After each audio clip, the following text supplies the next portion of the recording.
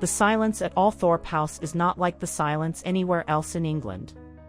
It is a heavy historical kind of quiet, the kind that comes from 500 years of aristocratic history and the presence of a ghost who still commands the world's attention. But in the early months of 2026, that silence was shattered by a digital thunderclap that came from within the very walls where Princess Diana once played as a little girl. This was not a leaked memo. It was not a palace source whispering to a tabloid reporter. It was a cold, calculated, and devastating strike from Charles Spencer, the 9th Earl Spencer. He did not simply disagree with a media project. He dropped the bomb at the very center of the Sussex brand. For years, Meghan Markle and Prince Harry have stayed afloat in the dangerous waters of global fame by leaning on one powerful foundation, the memory of Princess Diana.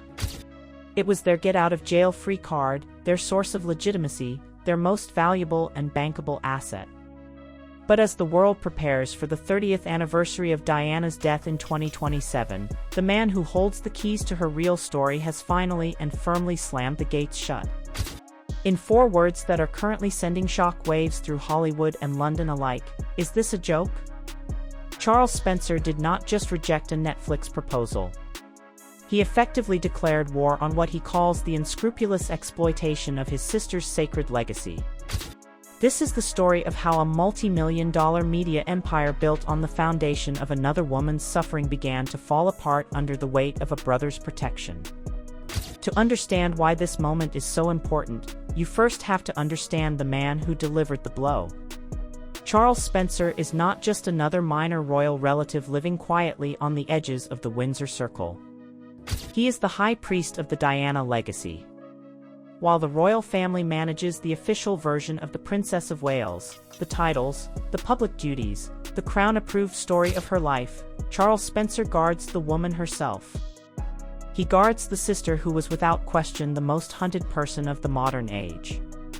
He is the man who looked the entire royal family in the eye during his 1997 eulogy and publicly promised that her blood family would make sure her sons were raised with the soul and sensitivity she cherished rather than the cold hard rigidity of the monarchy. Althorpe is not just a grand English estate. It is a fortress of memory. Diana is not buried in a royal vault or a public cemetery. She rests on a quiet island surrounded by trees she loved on an estate that has been in the Spencer family for 500 years. Charles is the one who decides who gets access to that island. He is the one who decides who gets to tell the story of the woman who rests there. For decades, he has been a silent and watchful guardian, stepping in only when absolutely necessary and always with surgical precision. But something changed in the last few years. According to analysts who closely study the Spencer-Windsor relationship, Charles has reached a breaking point. He has watched from the sidelines as his sister's life and her very real trauma has been repackaged as marketable content and sold to the highest bidder by the very people who claim to be honoring her memory.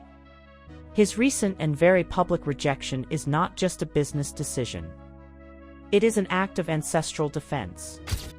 The spark that started this conflict was a project that was supposed to be the Great Reset for the Duke and Duchess of Sussex. By early 2026, the Sussexes found themselves in a very difficult position. Their time at Spotify had ended in a very public and embarrassing mess with executives reportedly calling them grifters. Their lifestyle brand, American Riviera Orchard, was struggling to gain the high-end traction they had expected. Even Harry's polo documentary and Meghan's cooking show were being described by industry insiders as dull and uninspired. They needed a hit. They needed something big enough to justify their massive multi-year deal with Netflix. The answer seemed obvious. The 30th anniversary of Diana's death in 2027. Netflix executives hungry for a major series that would attract global subscribers proposed a multi-episode epic. This was not designed to be a dry historical documentary. It was built as a spiritual successor narrative. The goal was to draw a direct and unmistakable line between the challenges Diana faced in the 1990s and the challenges Meghan Markle faces today. The script reportedly aimed to position Meghan not merely as a member of the royal family, but as the modern-day version of Diana, a woman fighting the same uncaring system and the same hostile press. It was a strategy built on nostalgia, on modern conflict, and on a very specific kind of victim story that has become the Sussexes' trademark. But there was one enormous flaw in the plan. They assumed Charles Spencer would simply go along with it. When Netflix approached the Earl for his cooperation, they were not just asking for a sit-down interview. They were after the golden ticket. They wanted access to Althorpe House, to confidential family archives, and to the very heart of Diana's childhood and upbringing. Charles Spencer's involvement would have given the project a level of believability that Harry and Meghan could never provide on their own. It would have told the world that Diana's blood family had approved of the comparison being made between the two women. But when Charles Spencer sat down and reviewed the proposal and saw Meghan's name listed as a primary participant and spiritual guide for the entire series, he did not see a tribute. He saw an absurdity. He saw his sister's memory being used to prop up a failing media brand. His reaction was immediate. From the portrait-lined halls of Althorpe, where generations of Spencers look on in silent judgment, Charles reportedly made his feelings extremely clear. He did not just say no.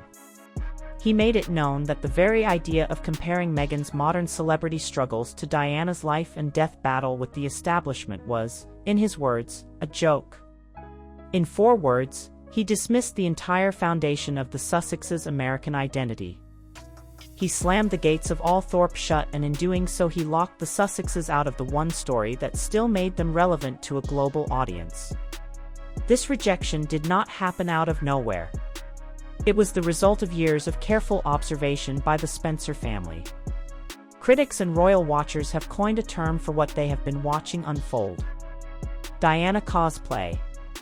This is not simply a matter of a daughter-in-law occasionally paying tribute to her husband's late mother.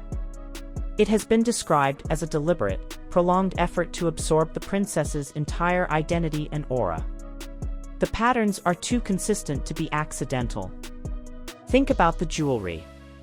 It started with the aquamarine ring worn at the wedding reception, a heartfelt tribute, but then it became a steady procession: the butterfly earrings, the Cartier tank watch, the gold bracelets, items that were not just pieces of jewelry, but icons of Diana's personal identity.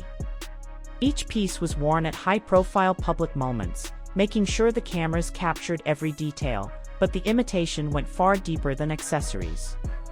It moved into the storytelling itself. The 2021 Oprah interview was a masterclass in copying the structure of Diana's own story: the lighting, the pauses, the themes of being silenced, of mental health being ignored.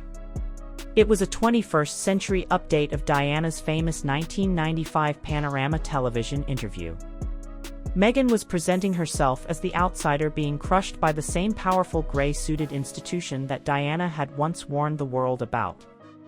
For Charles Spencer, watching all of this from Althorpe, it must have felt like watching a warped and distorted mirror of his sister's real pain being used as a branding tool. The most crushing aspect of this decision is the psychological damage it creates for one person in particular.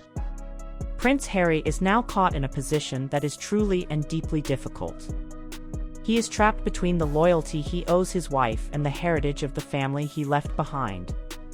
For Harry, the Spencers have always represented the real and human side of his history, the part of him that was not a Windsor product.